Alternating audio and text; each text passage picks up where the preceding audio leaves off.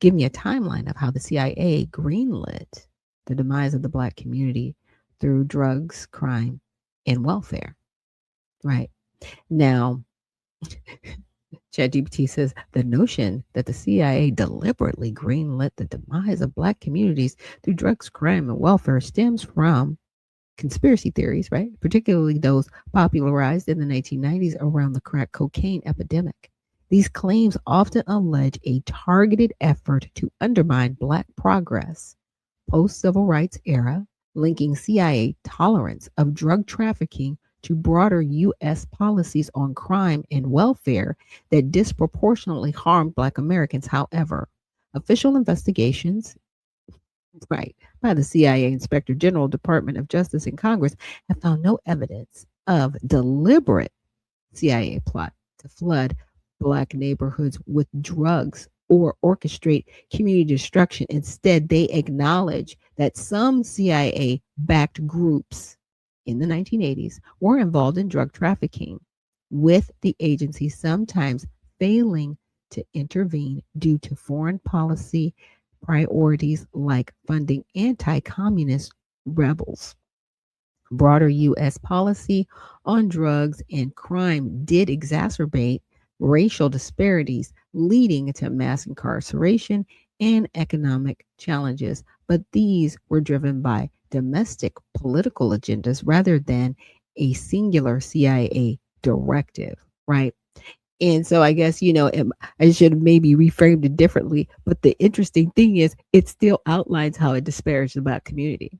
Now, here's a chronological timeline drawing the historical events, policies, and allegations. It focuses on key milestones in U.S. drug policy, crime legislation, welfare reforms, and related claims, highlighting disproportionate impacts on Black communities based on documented evidence.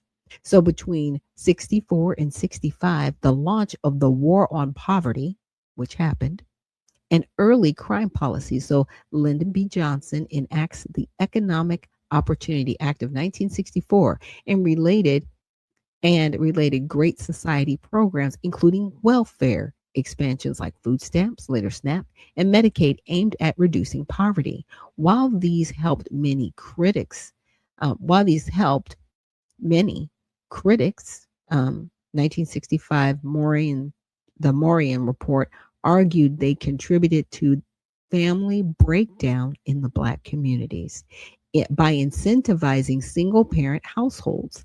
Simultaneously, Johnson declares a war on crime in 1965 and passes the Law Enforcement Assistance Act, providing federal funds to local police, marking the start of increased policing in urban areas with large Black populations.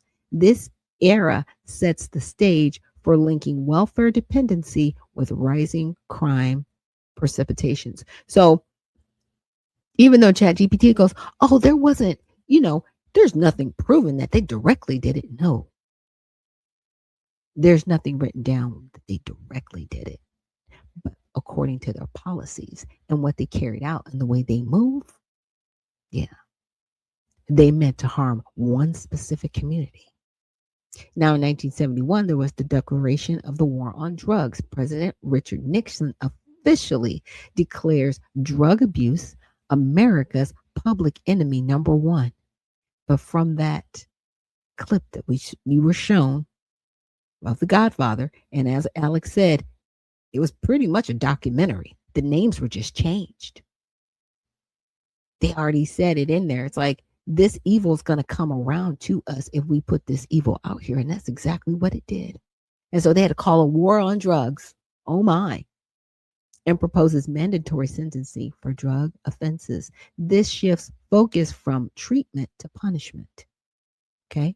With early enforcement disproportionately targeting Black and low income communities, despite similar drug use rates across races. So they only focused on us.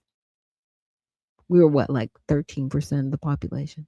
We're the lower percent of the population, but you're only focusing on us. You're not focusing on any other areas. Hmm. So allegations later emerged debunked that Nixon's aides viewed the policy as a way to disrupt Black and anti-war activists. 1973, Rockefeller drug wars. The New York governor, Nelson Rockefeller, enacts strict mandatory minimum sentences for drug possessions, 15 years for small amounts of marijuana or cocaine. The very thing that they put in the communities. Crazy. These laws became a model for federal policies and led to skyrocketing incarceration rates among Black New Yorkers, setting a precedent for racial disparities in drug sentencing. Now we get to the early 80s, emergence of crack cocaine and Contra allegations. Crack cocaine appears in U.S. cities like Los Angeles around 81, 84, fueling an epidemic that devastates Black neighborhoods around addiction. Wow. Through addiction, violence, and economic decline. Reports surface of Nicaraguan Contra rebels backed by the CIA to fight communists, smuggling cocaine into the U.S. to fund operations, with some drugs ending up in South Central LA via dealers like Freeway Rick Ross. While no evidence shows direct CIA distribution, internal reports confirm the agency knew of Contra drugs links as early as 1984, but prioritized anti communist goals over intervention. Conspiracy theories allege this was intentional targeting of Black communities to suppress post civil rights gains. Anybody remember watching Boys in the Hood? I remember that movie. And there was a very interesting line that Lawrence Fishburne said. He goes, "We're not making the drugs. We're not flying them in here. We don't own any of the planes." And I'm paraphrasing what he said. And yet we are blamed for them being distributed on the streets. We're not bringing it here. Somebody else is, and it's being allowed. Bringing them in has never stopped. And like I'm saying, even with this whole incident with Venezuela, it's like, okay, we're going to stop these drugs. Who's making the order that's on this soil?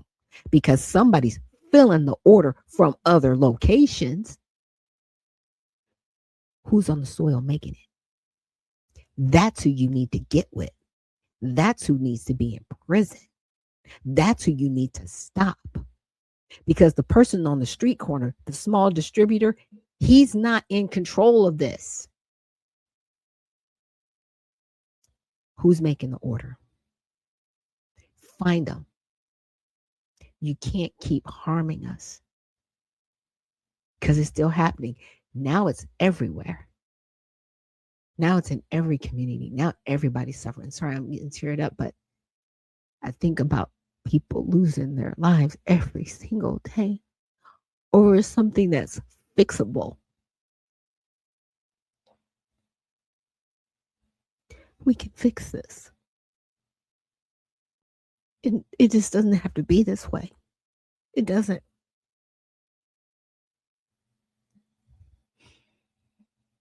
Oh, okay. Sorry. That just got to me. So in 82, you got Reagan expanding the war on drugs. Yeah.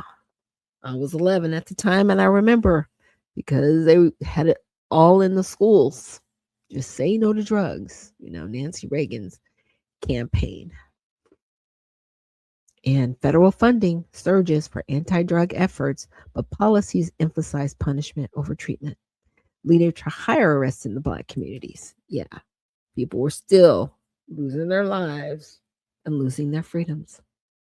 And then Reagan put budget cuts to social programs, including welfare, and that worsened poverty, linking drug issues to community dependency. Because what happened was you weren't encouraging people and you weren't giving people business loans so they could start their own businesses.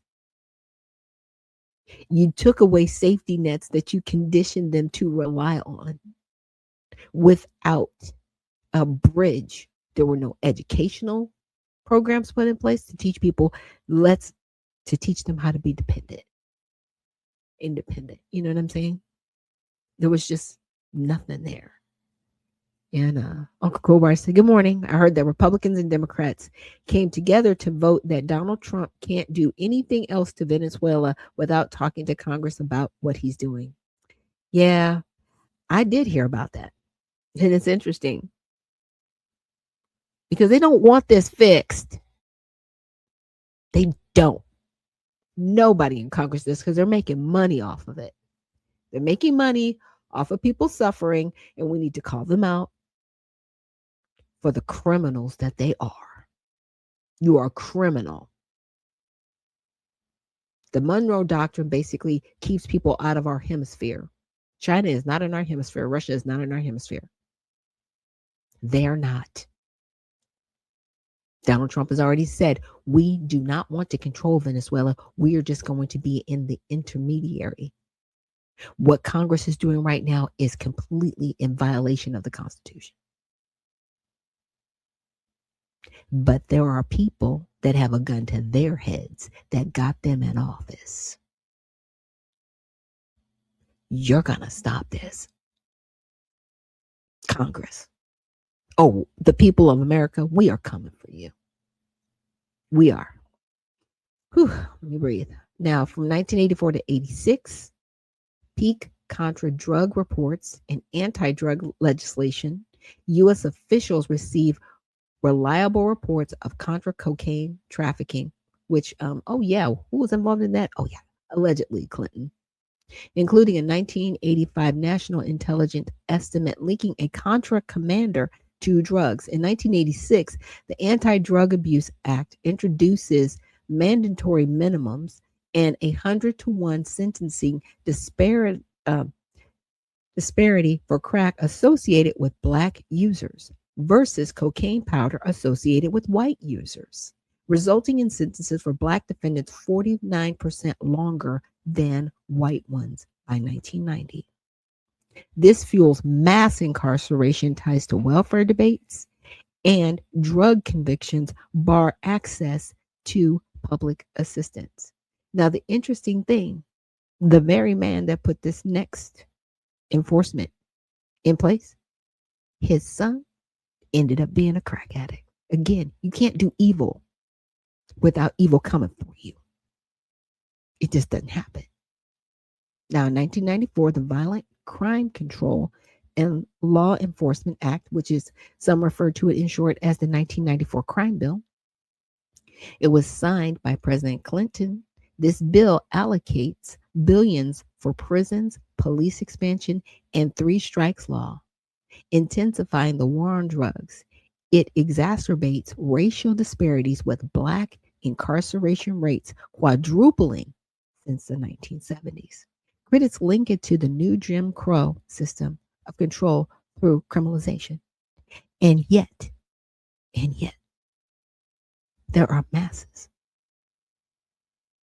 of melanated individuals and other Black Americans that say, vote Democrat. Vote Democrat. Democrats put this in place. Democrats, not Republicans. Democrats. And you have no answers for it. And it's specifically targeted at our community. And you said nothing. You took the money. You took the, our faces in high places, but you did nothing to protect the families that have been destroyed for generations. Yeah. This is going to stop.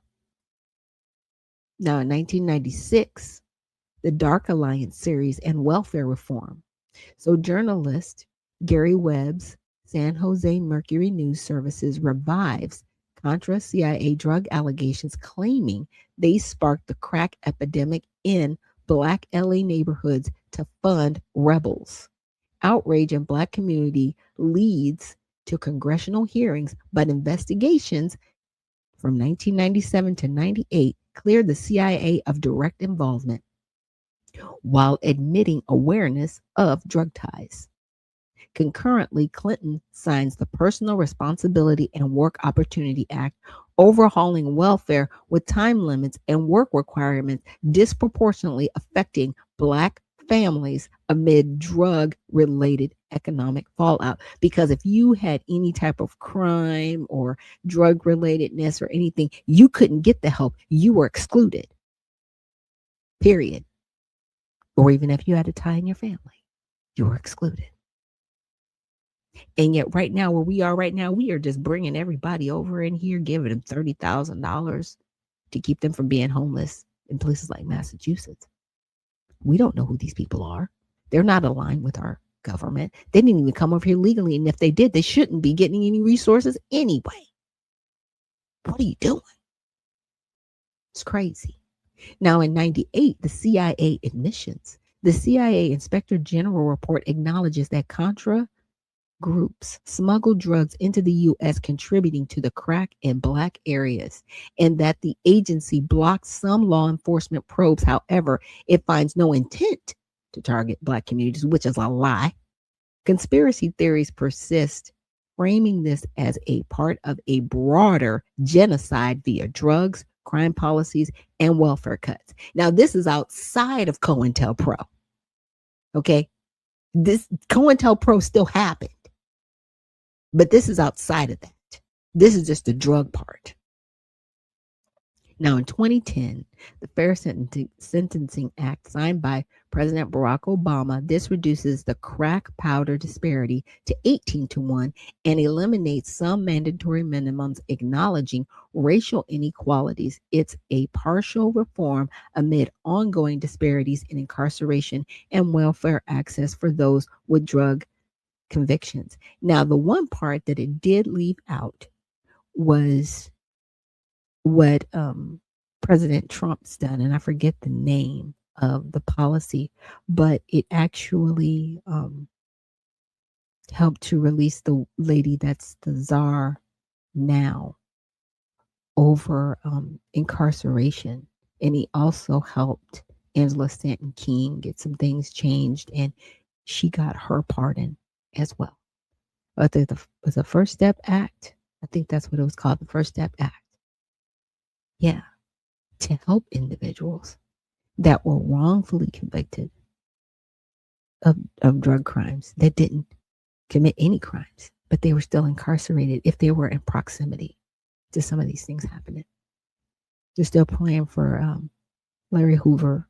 I'm praying that he will be getting a pardon or some type of clemency so he can spend his last days with his family before he passes. Yeah, somebody who, he was involved in drugs, but he turned his life around, and they lived in fear of him turning around the Black community and actually fighting for us and actually setting us up to do better. It's almost, I guess it sometimes brings me to tears, because what is it about my community that you hate us so much? What did we do except have our ancestors fight alongside you, build an infrastructure for a country that we will lose if we continue down this road that we're on? Stop. Evil is always crouching at your door, seeking to who it will devour. If you continue to do evil, it's going to come back to devour you.